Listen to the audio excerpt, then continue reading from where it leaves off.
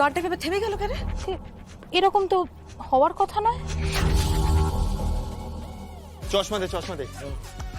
গান শেষ হওয়ার আগে তোর ফাইল প্রোডাক্ট করে দিই। আরে থ্যাংক ইউ অর্গতি আমাকে বাঁচালি। Thank you. ঠিক আছে ভাই। ও গড, কি হয়েছে ম্যাডাম? এই এই ফাইলটা তো দেখছি কারাপ্ট হয়ে গেছে।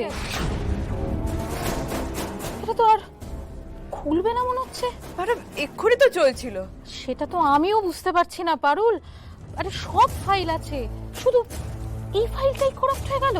এমনটা তো হওয়ার কথা নয়। ঠিক শেষের দিকটা এসেই যখন নামটাও বলবে তখনই কারাপ্ট হলো।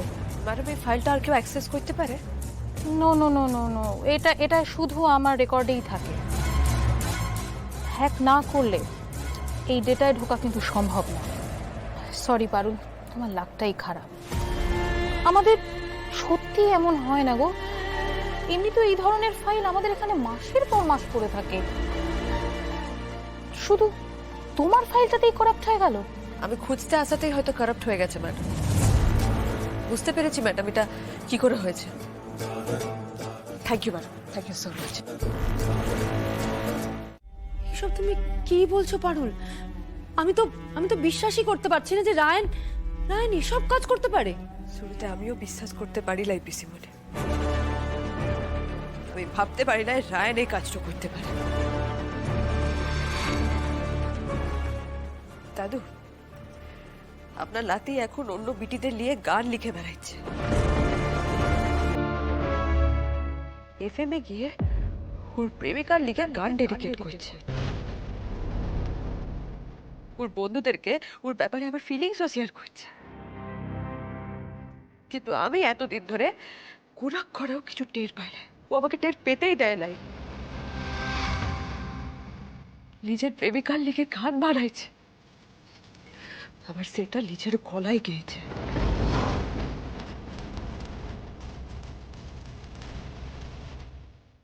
আমি ওর জীবনের সাথে জুড়ে থাকাকালীন রায়ন এটা কি করে করে দাদু?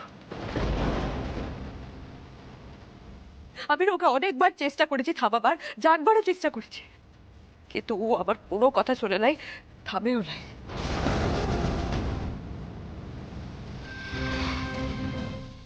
এবার এবার আপনারাই যা করবার করেন। চন্তু, তুই এইভাবে কেস খাওয়ালি? নিজে জানতে পারলি না দেখে বাড়ির সবার সামনে আমাকে ছোট করলি তো? দাদুকে দিয়ে চাপ দিয়ে কথা বের করাবি? হ্যাঁ, তুইও রায়ন বাসুর জেদ জানিস না। আমি বলবো না মানে কিছুতেই বলবো না। রান, পারুল দিদি যা যা বলছে সব সত্যি? না মানে ওর ধারণা। কি মনে মনে করছো? সব কথা স্পষ্ট উত্তর দেবে। নিজে দাঁড়িয়ে থেকে তোমাদের বিয়ে দিয়েছিলাম এই জন্যে। বাড়িতে বউকে রেখে তুমি অন্য মেয়ের সাথে ঘুরে বেড়াবে বলে? ছি! তুই আমার ছেলে হয়ে এই কাজটা করতে পারলি? তোর এরকম দুর্মতি হলো কি করে? তোমার এটা ভাবতে লজ্জা করছে যে রায়ান, তোমাকে নিয়ে আমি গর্ব করতাম। বসুবাড়ির ইতিহাসে আজ পর্যন্ত এই ঘটনা ঘটেনি, তুমি প্রথম ঘটালে। এই খবর যদি ন্যাড়া গোয়ালে যায় তাহলে বসুবাড়ির সম্মানের কি অবস্থা হবে বুঝতে পেরেছো তুমি?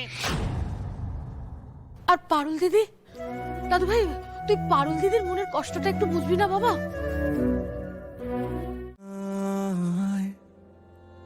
যা বলতেই পারিনি তোকে,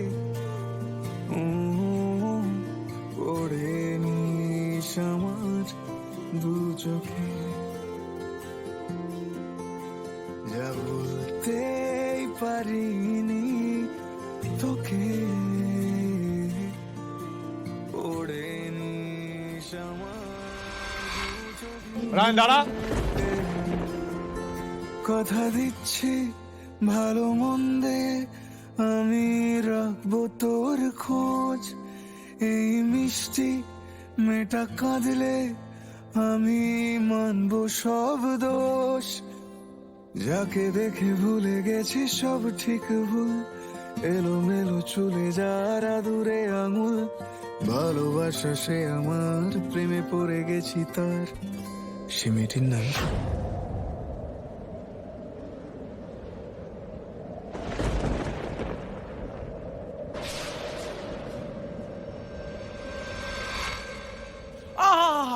ও গানটার মধ্যে একটা প্রেমিকের আরতি রয়েছে, কেমন একটা যেন বলতে না পারা ভালোবাসার কথা রয়েছে। দাদু তোমার কেমন লাগে? থামো তুমি ওদর কোথাকার মিলেল্লাপনার আবার বিশ্লেষণ করছে। আমি কিছু ভুল করিনি দাদু, আমার মনে যেটা এসছে সেটা সুরে বেঁধে গিয়েছি। আমি কি আমার পার্সোনাল ফিলিং এক্সপ্রেস করতে পারি না?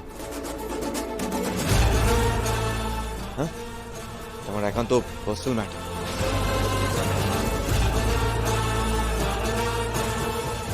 আর তুই এটা ঠিক করলি না পারুল। প্রত্যেকটা মানুষের একটা পার্সোনাল স্পেস আছে, পার্সোনাল ইমোশন আছে, সেটা তুই এভাবে বাজার করে দিলি। এই বেয়াদব ছেলে, তুমি কোন সাহসকে চোখ রাঙাচ্ছ?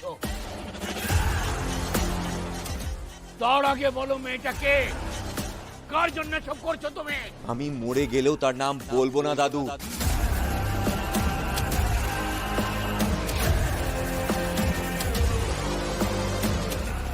রায়ান, তুই ওই বিটিটাকে বাঁচাবার লিগে দাদুর মুখের উপর কথা বলছিস? এটা তো তুই আবার থেকে মুক্তি পাবার সবাই করেছিলিস রে। তুই একটু আগে ইমোশনের কথা বলছিলিস না পারুলকে? তুই যদি অন্য লোকের ইমোশনের কেয়ার না করিস তাহলে তোর ইমোশনের কেউ খেয়াল রাখবে? ওকে ভালো মুখে হবে না বড় খোকা। সুরমা, আমার ছড়ি দাও।